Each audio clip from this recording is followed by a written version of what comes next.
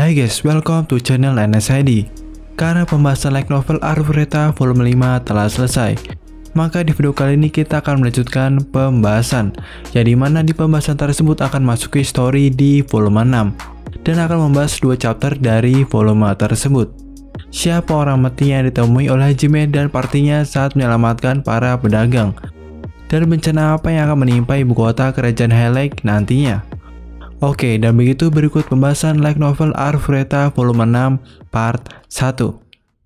Hal cerita dimulai dari kejadian setelah krisis di Ankaji Dokedem. Hajime dan partinya akhirnya melanjutkan perjalanan mereka. Di perjalanan tersebut, mereka melihat jumlah besar bandit yang mencoba merampok sebuah karavan pedagang. Meskipun karavan tersebut dilindungi dengan penghalang sihir, Hajime, penghalang tersebut tidak akan bertahan lama. Sehingga jika sejumlah besar bandit tersebut melakukan serangan, penghalang itu akan menghilang. Kaori yang mendengar penjelasan dari Hajime memohon padanya untuk bantu pedagang tersebut. Seketika itu, Hajime mengerahkan mobilnya langsung ke bagian belakang bandit. Beberapa dari mereka didorong dan diiris oleh pisau yang secara otomatis keluar dari depan mobil. Dalam waktu yang singkat, 7 bandit telah terbunuh. Setelah membunuh sejumlah bandit, Hajime menghentikan mobilnya. Kemudian Kaori melompat keluar dan berlari ke arah pedagang yang terluka. Saat sejumlah bandit melihat Kaori dan mencoba untuk membunuhnya, Hajime langsung membunuh seluruh bandit yang tersisa. Setelah Kaori mengobati beberapa pedagang yang terluka, tiba-tiba muncul seorang yang memeluknya. Ketika Kaori membuka tudung yang menutupi orang tersebut, dia sadar jika orang tersebut ternyata adalah Putri Liliana, yang tidak lain adalah putri dari kerajaan High Lake. Kaori dan Liliana telah berteman ketika Hajime masih di ibu kota. Bahkan Liliana telah berusaha untuk berbicara dengan semua anggota parti pahlawan setidaknya sekali. Karena Hajime tidak dipandang baik oleh yang lain dan tidak memiliki banyak kesempatan untuk berbicara dengannya secara langsung, sehingga Hajime tidak mengenalinya dengan baik. Setelah Liliana memperkenalkan dirinya ke Hajime dan lainnya, Mor yang merupakan pemimpin karavan berterima kasih ke Hajime karena untuk kedua kalinya ia telah diselamatkan. Ternyata dia sedang dalam perjalanan ke Ankaji melalui Horwat. Semua orang telah mendengar krisis yang menimpa Ankaji Dokedem, dan Mor berharap mendapat untung besar dengan menjual makanan di Ankaji. Di sisi lain, Hajime dan partinya sedang menuju ke hutan Hatina, namun mereka berencana melewati Horwat dan Furen terlebih dahulu. Mereka perlu memberitahu bahwa mereka berhasil membawa Miu ke ibunya di kota Furen. Kemudian Liliana berterima kasih ke Mor karena telah mengantarnya sampai sejauh ini. Setelah semua itu, Mor meninggalkan Liliana dalam pengawalan Hajime dan melanjutkan perjalanan menuju Horwat terlebih dahulu. Tepat sebelum mereka pergi cukup jauh, Mor berbalik dan memberi peringatan kepada Hajime. Dia memberitahu bahwa sesuatu yang buruk akan terjadi di ibu kota, dan dia menyarankan Hajime untuk berhati-hati. Sebagai imbalannya, Hajime memberitahu juga bahwa partinya telah memurnikan oasis Ankaji dan mereka tidak lagi membutuhkan makanan. Setelah Mor pergi, Hajime membawa Liliana ke dalam mobil dan menanyakan untuk apa dia datang untuk menemui mereka. Kemudian Liliana mengatakan jika Aiko telah diculik, sehingga dia memutuskan untuk mencari Hajime untuk membantunya menolong Aiko. Setelah itu, Liliana menjelaskan awal mula Aiko diculik. Pada awalnya, Liliana berada di ruang meeting dan telah mendengar keseluruhan cerita. Pada saat itu, pemungutan suara darurat telah diadakan. Pihak raja dan gereja telah menyatakan Hajime sebagai orang sesat, dan mereka mengabaikan protes dari Aiko. Jadi di malam itu, Liliana menuju ke ruang makan para siswa, dan di dalam perjalanan ke sana, dia mendengar Aiko berdebat dengan seseorang. Dia menyaksikan seorang biarawati berambut perak melumpuhkan Aiko dan membawanya pergi. Liliana sangat ketakutan akan hal itu dan bersembunyi di kamar tamu terdekat. Begitu masuk, dia memasuki lorong rahasia yang hanya diketahui oleh para bangsawan. Biarawati itu datang mencarinya, tetapi tidak dapat menemukannya. Untungnya lorong itu terdapat artefak yang dapat menyembunyikan keberadaan siapapun yang ada di dalamnya. Setelah itu, Liliana memutuskan untuk memberi informasi tersebut ke Kaori yang berada di luar istana. Ditambah lagi, dia tahu bahwa Kaori sedang bersama Hajime. Hanya mereka berdua yang tersisa yang dia tahu bisa dia andalkan. Sehingga dia mengikuti jalan rahasia keluar dari kastil dan mencoba mencari seorang yang bersedia membawanya ke Ankaji. Dan alasan dia memilih Ankaji adalah karena dia tahu bahwa keluarga Zengan akan bersedia membantunya. Dan juga Liliana merasa telah berhutang budi pada Aiko karena telah memberinya beberapa nasihat. Sekalipun peculiakan tersebut bukanlah kesalahannya, dia merasa telah berhutang budi padanya. Dan begitu Liliana mengajak Hajime dan lainnya untuk menolong Aiko bersamanya. Hajime mendengar permintaan Liliana tanpa pikir panjang menerima tawaran tersebut dan bersedia membantunya. Lagi pula dia juga punya alasan tersendiri untuk menerima tawaran tersebut. Karena bagaimanapun juga, Divine Mountain berada di kerajaan Helek dan terdapat sebuah labirin juga. Dengan kata lain, Sirkuno yang dibutuhkan juga ada di sana. Namun dia sama sekali tidak tahu di mana pintu masuk labirin tersebut. Untuk biarawati berambut perak, Hajime mengingatnya dengan jelas jika deskripsinya sama dengan wanita yang pernah dia lihat di labirin Margini. Dengan begitu, Hajime memutuskan untuk melanjutkan perjalanan mereka untuk menyelamatkan Aiko. Kali ini kita berpindah ke karakter Melt Loggins dari Kesatria Helek yang sedang melakukan pertemuan rahasia dengan Josh Reinhardt yang merupakan wakil komandan kesatria di pinggir makam ibu kota kerajaan. Untuk pertemuan tersebut terjadi tepat beberapa hari sebelum pertemuan Liliana dengan Hajime dan lainnya. Di pertemuan tersebut, Josh memberitahu bahwa sebagian besar kesatria telah terkena sebuah fenomena aneh yang bernama Hollowness. Untuk Hollowness sendiri merujuk pada sebuah fenomena yang telah muncul beberapa hari di ibu kota kerajaan, dan itulah menyebar dengan cepat ke prajurit dan kesatria. Sederhananya, Hollowness adalah sebuah penyakit aneh yang membuat orang menjadi tanpa kelelahan. Sejauh ini Mel telah melakukan penyelidikan tentang penyebab fenomena tersebut. Namun tetap saja dikhawatir tentang para prajuritnya. Menurutnya, fenomena ini kemungkinan adalah serangan yang telah direncanakan oleh musuh yang mereka tidak kenali. Meskipun dia dilarang melakukan penyelidikan oleh raja, Mel tidak bisa membiarkan begitu saja. Dia merasa Hollowness itu berbahaya. Oleh sebab itulah dia beroperasi secara rahasia dengan wakil kaptennya. Dengan beberapa informasi yang diberikan oleh Josh, Mel memutuskan untuk mengumpulkan beberapa bukti, sehingga dia meminta Josh untuk berbicara dengan semua ahli sihir yang dia ketahui untuk mencari tahu fenomena Hollowness dan mencari cara mencegah penyakit tersebut.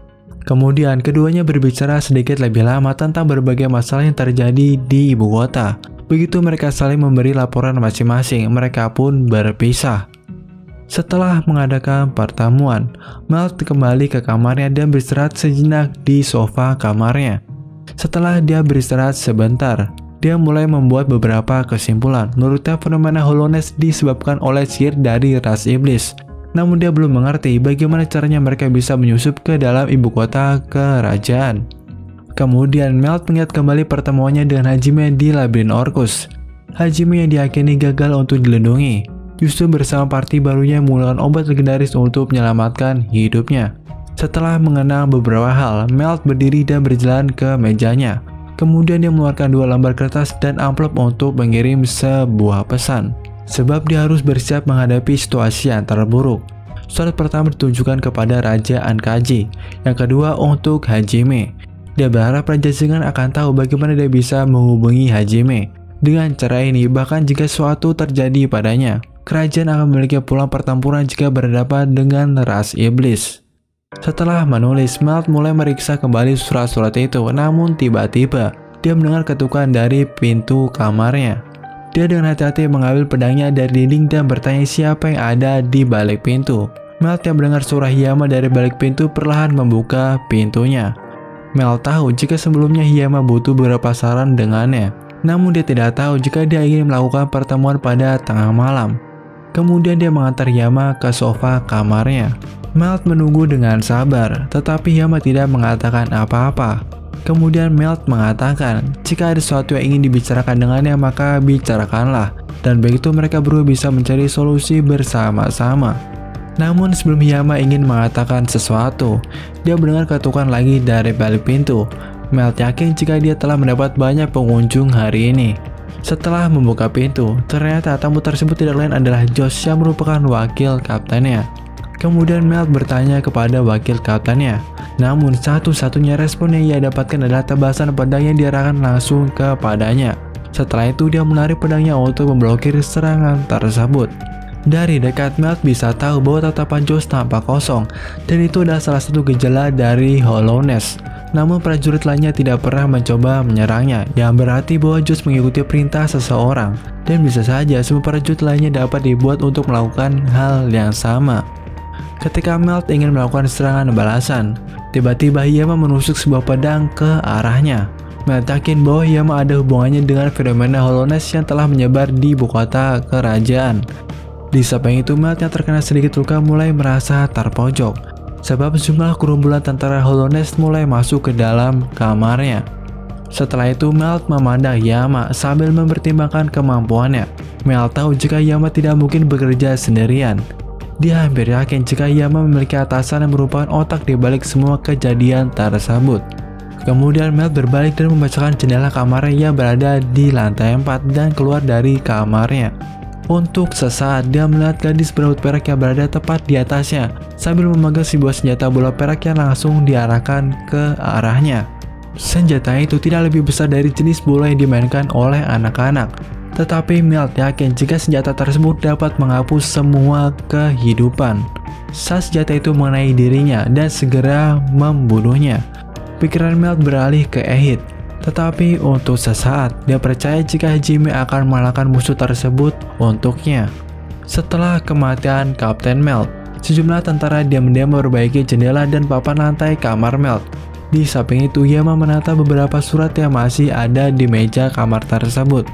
Yama mulai memikirkan kembali gadis yang membunuh Melt. Awalnya rencana itu seharusnya memakan waktu yang lebih lama.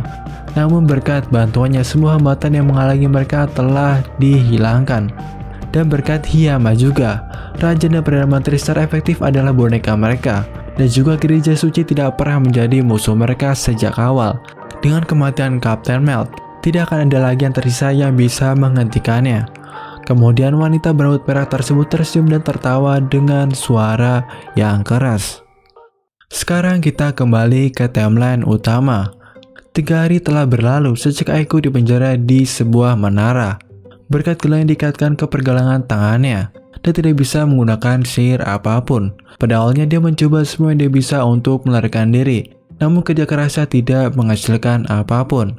Dan juga lokasi penjara berada di sebuah menara yang lokasinya berada di Divine Mountain. Tidak mungkin dia bisa mencapai ke permukaan tanah tanpa terluka sedikit pun. Aiko merasa jika Biarawati itu tidak suka jika dia memberitahu murid-muridnya apa yang dia ketahui dari Hajime, sehingga Biarawati itu memutuskan untuk menyingkirkan dirinya. Aiko sadar bahwa ada sesuatu yang salah di dalam istana ketika dia kembali. Raja dan para bangsawan lainnya mulai bersikap aneh ketika dia pergi menemui mereka. Menurutnya, Biarawati itu pasti telah melakukan sesuatu pada mereka. Jika mantra yang digunakan pada Aiko benar-benar seperti teknik pengendali pikiran, maka masuk akal bahwa Raja dan para pengikutnya telah dicuci otak. Aiko mencoba menghilangkan pemikiran itu. Dia khawatir akan keselamatan murid-muridnya, tetapi dia juga ingin bertemu dengan Hajime sekali lagi. Namun beberapa saat kemudian, ketika Aiko sedang merenung di sudut ruangan, tiba-tiba dia mendengar suara Hajime dari balik jeruji penjara. Aiko yang mendengar suara Hajime pada awalnya tidak percaya akan hal itu. Namun ketika sebuah lubang teleportasi itu muncul di hadapannya, spontan Aiko terkejut ketika dia melihat Hajime yang datang untuk menyelamatkannya. Kemudian Hajime melepaskan gelang yang mengikat Aiko dan memberitahu jika dia tahu keberadaan Aiko dari Putri Liliana. Aiko yang mulai tenang berterima kasih ke Hajime karena telah menyelamatkan hidupnya. Sesaat Hajime kabur dari menara tersebut, mereka mendengar suara gemuruh dari arah ibu kota kerajaan. Hajime mengatakan suara itu disebabkan karena penghasil ibu kota telah berhasil dihancurkan dan sejumlah besar pasukan ras iblis mulai melakukan serangan. Kemudian Hajime mengangkat Aiko ke dalam pelukannya dan melompat ke dalam portal teleportasi. Aiko menjerit dan memeluk lehernya. Namun kemudian muncul cahaya menyilaukan yang menghujani mereka dari atas. Saat itu juga Hajime melihat seorang gadis berambut perak yang mengambang di atas puncak menara. Penampilannya sesuai dengan deskripsi yang diberikan Liliana tentang Biarawati yang telah menculik Aiko. Gadis itu mengatakan jika dia bernama Noin dan merupakan utusan Tuhan. Tugasnya adalah menghapus segala hal yang mengganggu rencana masternya. Kali ini beberapa saat sebelum pertempuran Hajime dan Noin dimulai, Yue, Xia, Kaori, dan Liliana menyelinap ke dalam istana. Liliana memimpin mereka ke tempat Koki dan lainnya berada. Tujuan utama Yue dan lainnya di ibu kota adalah untuk menemukan labirin tersembunyi di dalam Divine Mountain dan menaklukkannya. Selain itu, Divine Mountain adalah markas dari gereja suci. Disitulah gereja utama mereka berada. Untuk menyusup tanpa disadari, Hajime perlu menyelamatkan Aiko sendirian. Sementara itu, mereka bisa menghadapi gereja suci tanpa hambatan apapun. Penghalang besar yang melindungi ibu kota sebenarnya adalah 3 lapis pertahanan yang terpisah. Penghalang itu diciptakan oleh artefak yang diawasi oleh istana.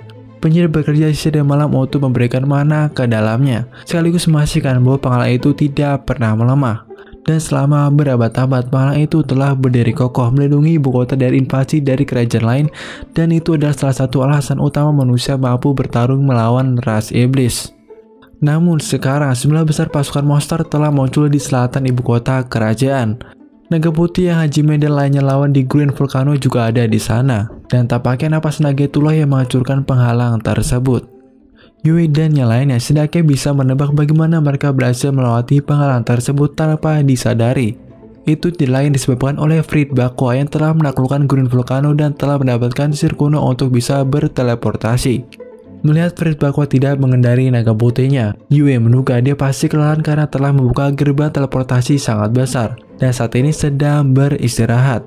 Kemudian Liliana mendesak Yue dan lainnya untuk terus berjalan. Namun Yue menolak hal tersebut dan mengatakan jika dia perlu berpisah dengan Liliana. Sekarang ibu kota dalam kekacauan. Orang-orang di seluruh kota telah keluar ke jalan-jalan untuk menyelamatkan diri mereka masing-masing. Dan penjaga kota mencoba membuat sejumlah orang untuk kembali ke rumah mereka. Di samping itu, Yue dan Seiya mulai memindai pasukan monster, sekaligus mencari lokasi Frit Bakwa berada. Saat itu, mereka menerima pesan telepati dari Hajime yang memberitahu jika dia sedang menghadapi musuh yang sangat berbahaya, dan dia meminta Tio untuk segera ke lokasinya agar bisa membawa Aiko, karena dia tidak bisa bertaruh secara penuh jika sambil melindungi Aiko di sisinya. Setelah itu, Yue dan Seiya berbalik untuk melihat musuh yang mereka cari, yaitu Frit Bakwa, yang saat ini mengendari naga putihnya. Ketika Frit Bakwa sepenuhnya muncul dari portal teleportasi, tiba-tiba muncul 100 naga dan pengendara dari ras iblis mulai mengelilingi Yue dan Seiya. Kemudian pasukan monster dan iblis semuanya menyerang sekaligus. Ada 40 iblis dan lebih dari 100 monster mulai melancarkan serangan ke arah Yue dan Seiya. Serangan itu menyatu menjadi seperti badai sihir. Meski begitu, baik Seiya maupun Yue tampaknya tidak sedikit pun khawatir. Faktanya mereka tidak mencoba menghindari serangan itu dan justru sebagian besar iblis mengira jika Yue dan Seiya telah terbunuh. Namun di samping itu Frit Bakwa memiliki firasat buruk. Kemudian dia buru-buru menarik naganya ke atas, dan benar saja seketika itu Yue melancarkan serangan balasan berupa Cosmic Rift. Saat itu juga dua portal muncul dan menyerap serangan gabungan dari Frit Bakwa, dan serangan tersebut muncul dari balik portal yang berada di belakang pasukan ras iblis dan memusnahkan mereka sekaligus. Frit dapat terbang dan menyelamatkan diri, tetapi sebagian besar pasukannya telah dihancurkan. Dan untuk menghentikan serangan Seiya selanjutnya, dia memerintahkan ke seluruh naganya untuk langsung menyerang ke arahnya. Ketika jumlah serangan mengarah langsung ke arah Seiya, seketika itu Yue mengeluarkan sihirnya dan menyerap seluruh serangan tersebut. Karena serangannya selalu dihentikan oleh Yue, Frit Bakwa memutuskan untuk memisahkan Yue dan Seiya. Dan ketika Seiya berada cukup jauh dengan Yue, seketika itu muncul Mihail yang mengarah langsung ke arah Seiya untuk memisahkannya dengan Yue. Setelah Mihail berhasil membawa Seiya cukup jauh dari Yue, dia memberitahu bahwa wanita berambut merah yang telah dibunuh oleh Hajime tidak lain adalah tunangannya yang bernama Catilia. Seiya mendengar hal itu mulai mengerti, artinya Mihail datang untuk membalaskan dendamnya. Kemudian Seiya mengatakan, padahalnya Hajime telah memberi kesempatan ke Catilia, namun dia justru menyerang mereka. Oleh sebab itu tidak ada gunanya balas dendam kepadanya, karena lagi pula yang membunuhnya adalah Hajime. Mihail tidak mempedulikan perkataan Seiya dan memanggil sebuah ular raksasa untuk dianaki sambil melancarkan serangan sebuah tornado. Kemudian Seiya melompat ke arah Mihail sambil mengarahkan palunya tepat ke arahnya. Seketika itu dia melancarkan sebuah serangan seperti meteor dari langit yang mengarah langsung ke arah Mihail. Mihail yang melihat serangan tersebut langsung melompat dari elangnya untuk menghindari serangan tersebut. Namun ketika meteor itu mengenai elangnya, Seiya mengarahkan palunya tepat ke arahnya dan membuat dia terpental hingga cukup jauh. Saat Mihail terpental, dia mulai menembakkan jumlah besar jarum ke arah Seiya saat dia dalam keadaan terpojok. Seiya berhasil membelokkan jarum tersebut dengan palunya, namun beberapa jarum mengenai lengan dan bahunya. Jarum itu cukup untuk membuat luka serius. Tetapi Mihail terlihat tersenyum, seolah-olah dia sudah menang. Di samping itu, Xia hanya bisa bingung dan kemudian dia menyadari bagian-bagian tubuhnya yang telah ditusuk mulai membatu. Tampaknya itu adalah sihir yang dapat membuat dia membatu bila terkena serangannya. Namun Xia tidak khawatir akan hal itu dan mulai mencabut jarum itu dari tubuhnya. Setelah itu, dia menyembuhkan lukanya menggunakan sihir restorasi. Seperti sihir kuno lainnya, bakatnya untuk hal itu sangat rendah. Yang paling bisa dia gunakan untuk itu adalah menyembuhkan luka ringan dan menghilangkan efek status. Tampaknya Mihail telah meremehkan Xia. Dia belum menyadari jika Xia juga memiliki keterampilan yang membuat dia dapat melihat 2 detik ke masa depan kapanpun dia mau. Setelah itu, Xia mengayunkan palunya dan membuat Mihail terjatuh ke tanah. Di saat itu, Mihail hanya bisa pasrah dan mengucapkan kata-kata terakhirnya. Dalam pikirannya, dia meminta maaf kepada Katalia karena tidak bisa membalaskan dendamnya. Setelah itu, Xia menatang mayat Mihail yang terlihat terluka parah dan berencana untuk pergi ke lokasi Yue berada. Sekarang berpindah ke sisi Yue. Fried Bakwa menyaksikan Xia dan Mihail telah menghilang dari pandangannya. Di samping itu, dia melihat Yue ingin melakukan sebuah serangan. Kemudian Fried memerintahkan naga yang tersisa untuk melakukan serangan sekali lagi. Saat dia memerintahkan naganya untuk menembakkan Aurora, bola Aurora itu justru tersedot ke dalam lubang hitam. Karena itu adalah serangan lubang hitam, 30 naga seketika itu juga tersedot ke dalamnya. Kemudian Yue mulai melakukan serangan yang bernama Five Heavenly Dragon. Seketika itu muncul 5 naga elemental muncul di atas ibu kota. Sihir tersebut masing-masing terdiri dari elemen yang berbeda yang disatukan oleh sihir gravitasinya. Saat serangan itu langsung diarahkan ke Fried Bakwa. Fried langsung memanggil monster yang bernama Absol untuk menyerap serangan tersebut. Namun sayangnya Absol tidak dapat menahan serangan tersebut dan membuat cangkang dari monster itu justru meleleh dan membuatnya ikut mati.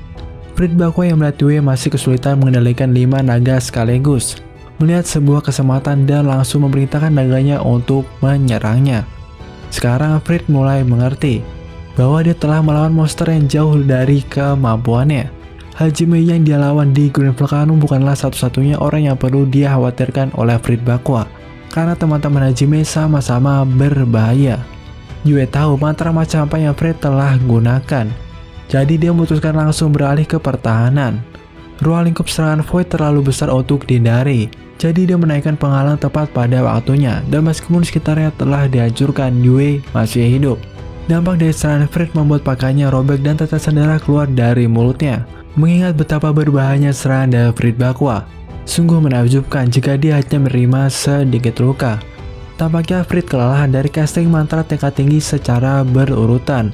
Ketika dia melihat ekspresi Yue, Fried Bakwa mulai putus asa. Karena pada saat itu, Yue mengeluarkan mantra yang bernama Revival Reversal yang membuat luka yang pernah dia terima di Green Volcano oleh Hajime mulai muncul sekali lagi. Karena serangan dari mantra Yue, saat ini lengan kiri Fried telah hancur. Dan ada luka besar di dadanya dan dia tampak berada di ambang kematian. Revival Reversal adalah mantra pemulihan yang memulihkan cedera yang diderita oleh target di masa lalu. Itu adalah mantra mengerikan yang bisa membuka kembali bekas luka yang seharusnya sudah lama sembuh. Setelah itu Yue mengangkat tangannya dan berniat memberikan pukulan terakhir kepada Fried Bakwa. Namun sebelum dia bisa melakukan hal itu, sejumlah serangan dari prajurit Fried Bakwa telah datang untuk menolongnya. Dan beberapa saat setelah Fried Bakwa kabur untuk menyelamatkan dirinya, Yue langsung memusnahkan pasukan tersebut dan berniat mengejarnya. Namun ketika ingin mengejar Fried Bakwa, tiba-tiba muncul Xia dan Yue memberitahu jika Fried telah berhasil melarikan diri. Xia mendengar hal itu hanya bisa tersenyum dan menghibur Yue. Kemudian keduanya bertukar informasi dan mengisi ulang kekuatan mereka. Sementara mereka saling bertukar informasi, tiba-tiba mereka melihat kilatan cahaya berwarna pelangi di atas istana diikuti oleh garis merah. Pada saat itu mereka menyaksikan pilar cahaya turun ke tanah dan menghancurkan dinding kota dan memusnahkan puluhan ribu monster dalam sekejap. Kemudian mereka berdua saling memandang dan mengatakan jika itu adalah perbuatan Hajime, dan dengan begitu mereka berdua memutuskan menuju ke istana untuk membantu Hajime. Dan dengan senyumnya lelah, mereka berdua terbang menuju ke istana. Oke, itulah pembahasan untuk part 1 kali ini. Like, share, and see you next time.